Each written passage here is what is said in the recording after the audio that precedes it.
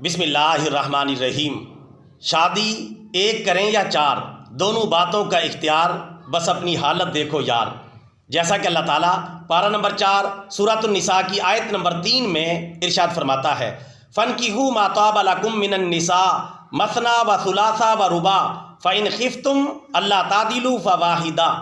ترجمہ، پس جو عورتیں تمہیں پسند آئیں ان سے 2 3 اور 4 تک نکاح کر لو، لیکن اگر تمہیں ڈر ہو کہ تم انصاف نہ کر سکو گے تو ایک نکاح ہی کافی ہے۔ برادران اسلام، اپنے پیارے اللہ عز و جل کا فرمان عالی شان آپ نے سماعت کر لیا، اب پیارے نبی صلی اللہ علیہ وسلم کا فرمان عالی شان بھی سماعت کر لیں۔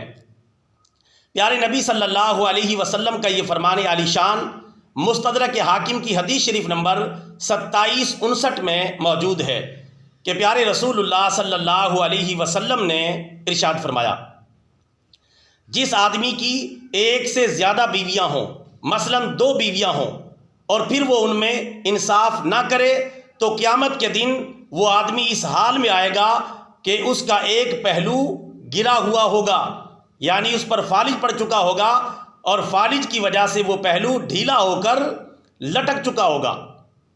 یہ فرمان عالی شان ہے پیارے آقا صلی اللہ علیہ وسلم کا، اور یہ حدیث مبارکہ ابو داؤد میں، نسائی میں، اور ابن ماجہ میں، اور دارمی میں، اور مشکات المصابیح کے اندر بھی موجود ہے۔ برادران اسلام، اب اس بات کا فیصلہ کرنا کچھ مشکل نہیں رہا کہ ہمیں شادی ایک کرنی چاہیے یا 4 شادیاں کرنی چاہیے۔ میں پھر اپنی بات کو دہراؤں گا کہ شادی ایک کریں یا 4، دونوں باتوں کا اختیار، بس اپنی حالت دیکھو یار۔ وما علینا الا البلاغ المبین۔